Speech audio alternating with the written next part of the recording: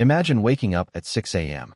to two guys in fake SWAT gear at your gate waving a demolition order that says tear down your entire ranch, barn, fences, house in 24 hours or else. You've lived on this land your whole life. Your granddad hammered the first fence post here in 1947. And now some HOA queen thinks she can erase 3 generations with a piece of paper. That's exactly what happened to Ethan Brooks one random Tuesday in Willow Creek Estates, the picture-perfect subdivision that swallowed up 300 acres of his family's old ranch 15 years ago.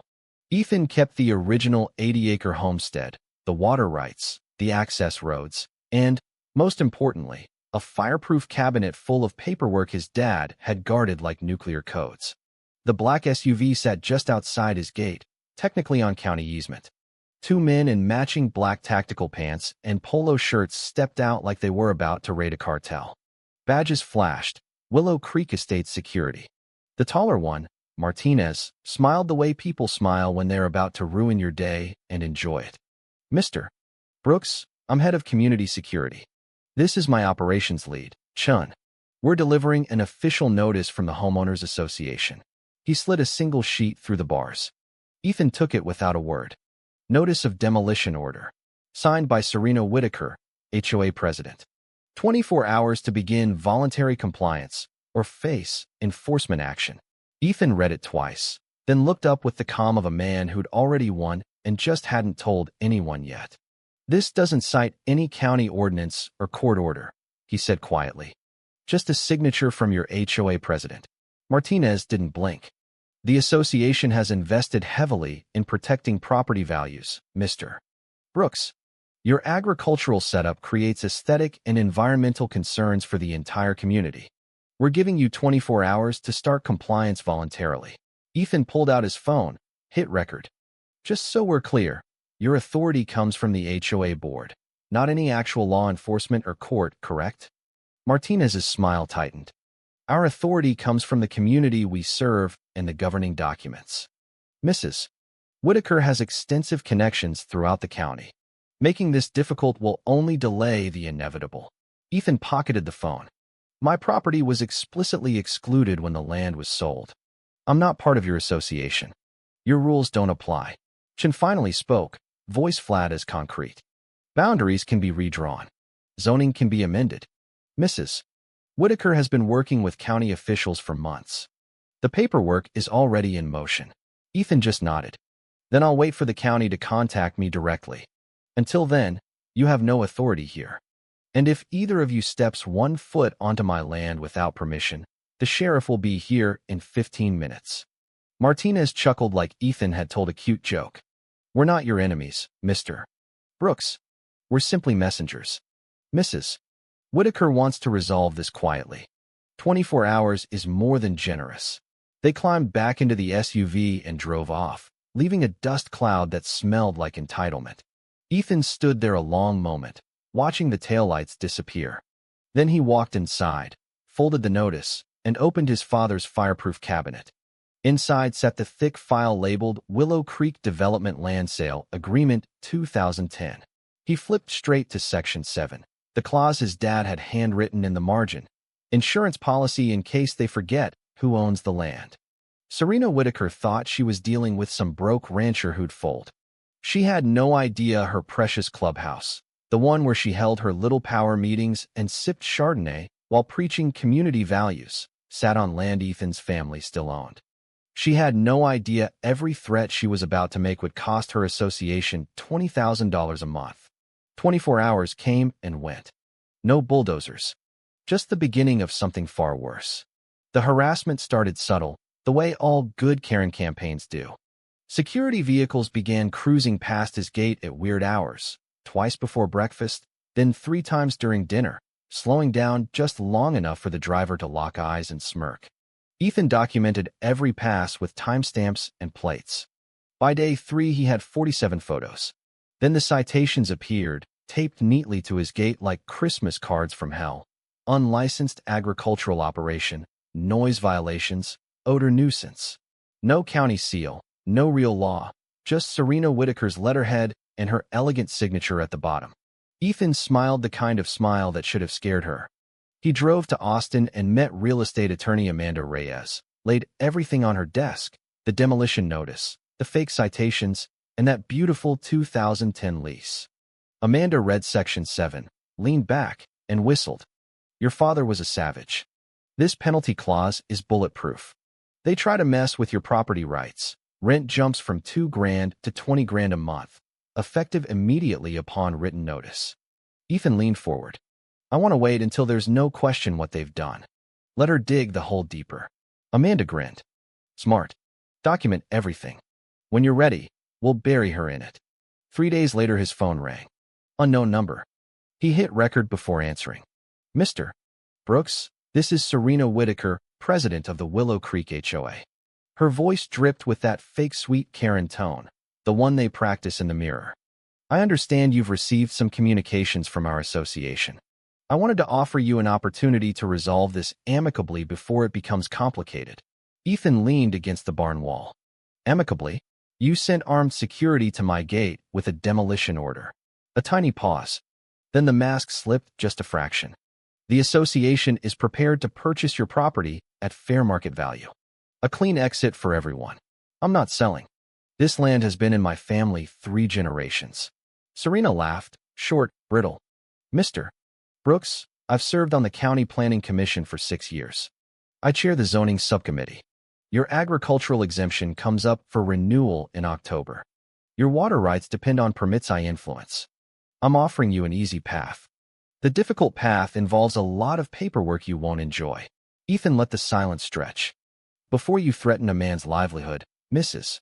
Whitaker, you should make sure you understand exactly what he owns and what you owe him. She hung up. That night, Ethan studied the survey attached to the lease. Lot 12A, the community center parcel, was bundled with the access road easement. Every single resident of Willow Creek Estates drove across his family's land twice a day and had no clue. The clubhouse where Serena held court? Same story. Then came the sabotage. Ethan found the fence cut at dawn, clean bolt cutter slices. 3 heifers had wandered onto the county road. One young Hereford he'd bottle raised was tangled in the wire, flanks sliced open and bleeding. While he was still stitching her up, the county AG office called. Anonymous complaint about loose livestock creating a traffic hazard. They knew the exact time and place because they'd engineered it. Security cameras caught 2 hooded figures at 2:47 a.m. Ethan emailed the footage to Amanda and the sheriff. The deputy shook his head. Trespass and criminal mischief, but no faces, no plates. Prosecutor won't touch it without more. Ethan just nodded. He didn't need arrests. He needed ammunition. A week later, Serena showed up at his gate herself, accompanied by County Code Enforcement Officer Robert Okonkwo. She stood outside the fence with her arms crossed, the picture of concerned citizen. The inspection found 0 violations. Okonkwo told her exactly that. Serena's smile never wavered, but her eyes went dead. You think this is a victory? She hissed once the officer left. I've spent 6 years building relationships on every board that matters in this county. Boundaries can be amended. And when they are, you'll be the one who loses everything. Ethan recorded every word. The days before the big board meeting felt like the calm before a hurricane. Serena pushed through an emergency $500 special assessment per household to fund legal action against nuisance properties. The newsletter made it sound like Ethan was running a meth lab next door. But Ethan had been busy too. He'd pulled every county record, photographed the parking lot encroachment that spilled 40 feet on a land Serena's HOA never leased, and quietly recruited Gerald Foster, the one board member who looked uncomfortable every time Serena spoke. Gerald confirmed what everyone suspected. Serena had been hiding the full lease, using HOA money for political consultants, and running the board like her personal fiefdom.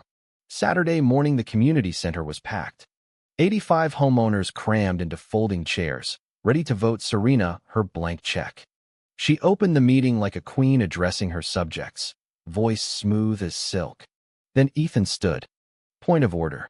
Serena's eyes narrowed. Public comment is later, Mr. Brooks. Under Texas Property Code Section 209, affected property owners have the right to address the board before any vote impacting their rights. You just voted to spend my neighbor's money suing me. I'm entitled to speak. The room went dead quiet. Serena had no choice. Ethan connected his laptop to the projector. Slide 1. The original subdivision plat showing his property explicitly excluded. Your rules have never applied to me. Slide 2. The 2010 lease agreement, Section 7 highlighted in screaming yellow. This building, the one you're sitting in right now, sits on land my family owns. You pay us $2,000 a month. Every single one of you drives across my land to get here. Gasps rippled through the crowd. Slide 3. Parking lot encroachment photos with survey overlays. Serena's own signature on the fraudulent permit. Slide 4. The recorded phone call. Serena's own voice filled the hall threatening Ethan's water rights and agricultural exemption. When the audio ended, the room exploded. Gerald stood. I move for an immediate vote of no confidence in President Serena Whitaker pending full audit. The vote was 68-17. Serena's face went the color of old drywall. 2 weeks later in county court, Judge Morales listened to the same recording, dismissed the HOA's nuisance complaint with prejudice, and referred Serena for criminal investigation. Fraud. Official misconduct. False reports. The DA moved fast. Martinez and Chun took plea deals and flipped. Serena's trial was a 4-day circus. The jury convicted on all counts. 18 months probation, $15,000 fine, permanent ban from any HOA board or county position.